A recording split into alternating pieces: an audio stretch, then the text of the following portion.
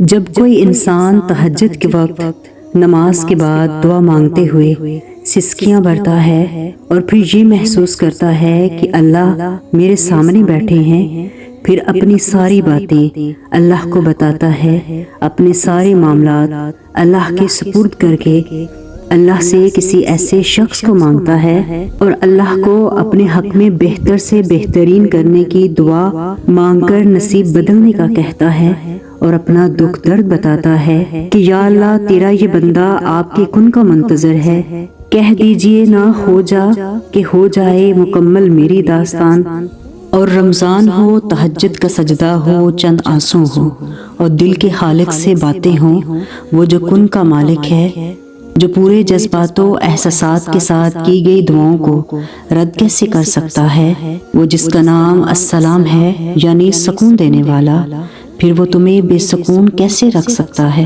اور اگر اللہ رمضان میں آپ کو سجدہ تہجد تک لے آیا ہے تو اس کا مطلب یہ ہے کہ وہ تمہاری مانگی ہوئی دعاؤں پر حرف کن فرمانے والا ہے۔ یہ صرف انہی لوگوں کا نصیب ہوتا ہے جن کی دعاؤں نے نصیب کا لکھا بدلنا ہوتا ہے، کیونکہ رمضان میں ہر عمل کا ثواب 70 گنا بڑھ جاتا ہے، اور تہجد جیسی افضل عبادت جو کہ اللہ کی بے حد لاڈلی ہے تو سوچو اس کا اجر کتنا ہوگا۔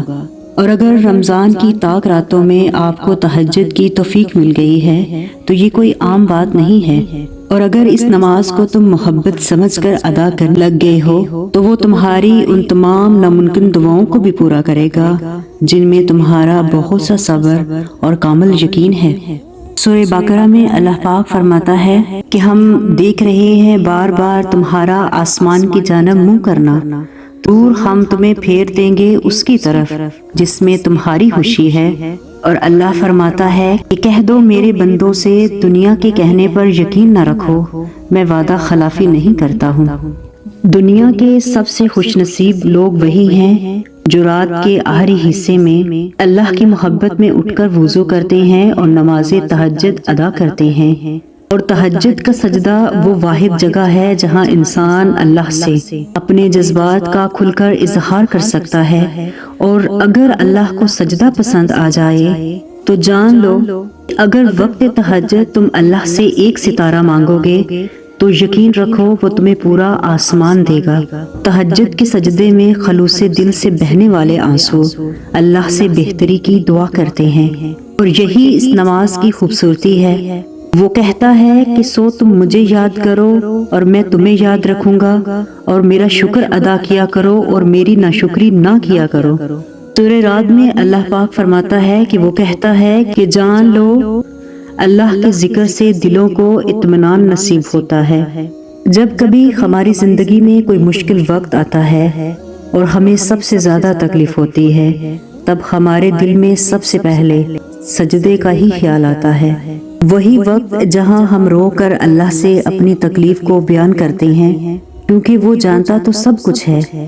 جانتے ہو کہ اس وقت کے نکلے ہوئے آنسو سیدھا اللہ سے بات کرتے ہیں۔ کبھی کبھار ایسا بھی ہوتا ہے کہ تہجد پڑھنے سے پہلے اور تہجد کے بعد آپ دو مختلف انسان ہوتے ہیں۔ جو بات، جو تکلیف آپ کو پریشان کر رہی ہوتی ہے وہ اللہ کے سامنے بیان کرنے کے بعد آپ کو سکون دیتی ہے، کیونکہ آپ نے اپنی تکلیف کو اللہ کے حوالے جو کر دیا ہوتا ہے، آپ کو یقین ہوتا ہے کہ اب معاملہ اللہ تک پہنچ گیا ہے اور وہ اس تکلیف کو ضرور دور کرے گا۔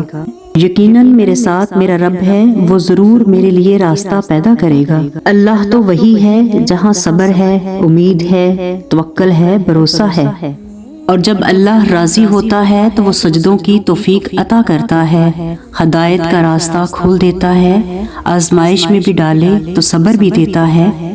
تو اپنے اللہ پر یقین رکھا کرو، وہ آپ کو کبھی بھی اکیلا نہیں چھوڑے گا، کیونکہ وہی رب العزت ہے جو ہماری خاموشیوں کو بھی سنتا ہے اور ہمارے دلوں کے حال سے بخوبی واقف ہے۔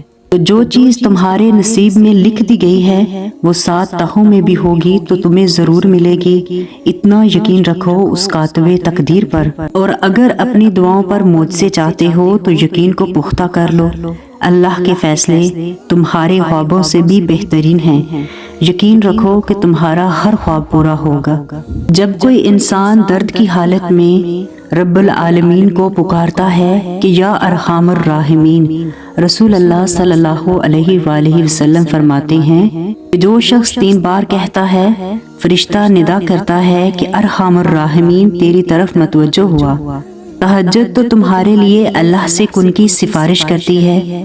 تہجد کے سجدوں میں مانگی گئی دعائیں معجزوں تک کا سفر کرتی ہیں۔ تاک راتوں کی دعائیں تو مقدر سے جیت جاتی ہیں۔ وہ بس ایک کن کہتا ہے، سارے دکھ ختم ہو جاتے ہیں، محبتوں کو واپس لٹا دیا جاتا ہے، خالی جولیاں چاہتوں محبتوں سے بھر دی جاتی ہیں۔ بے شک میرا اللہ رب العزت ہر شے پر قادر ہے۔ قرآن پاک میں اللہ پاک فرماتا ہے کہ بھلا جس نے پیدا کیا کیا وہ بے خبر ہے؟ وہ تو پوشیدہ باتوں کا جاننے والا ہے اور ہر چیز سے آگاہ ہے۔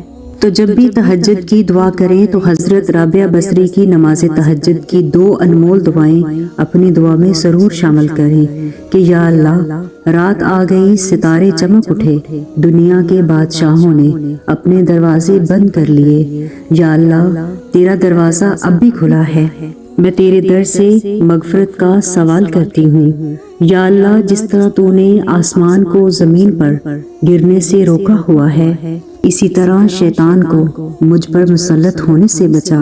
میں تجھ سے پناہ چاہتی ہوں ہر اس چیز کے بارے میں جو مجھے تیرے سوا کسی اور میں مشغول کر دے، ہر خائل سے جو تیرے میرے درمیان خائل ہو جائے۔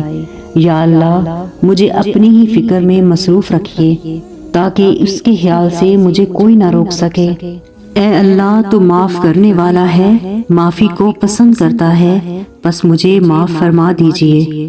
اے آسمانوں کو پیدا کرنے والے، اے زندہ اور قائم رہنے والے، بے شک میں تجھ سے سوال کرتی ہوں۔ اے میرے پروردگار، اے کن فیکن کے مالک، 70 ماؤں سے بڑھ کر اپنے بندے سے پیار کرنے والے، تجھے تیری رحیمی کا واسطہ، تجھے تیری کریمی کا واسطہ، تجھے تیرے حبیب محمد صلی اللہ علیہ وآلہ وسلم کا واسطہ، اس مبارک ماہ رمضان کے صدقے میری دعاؤں کو قبول فرما۔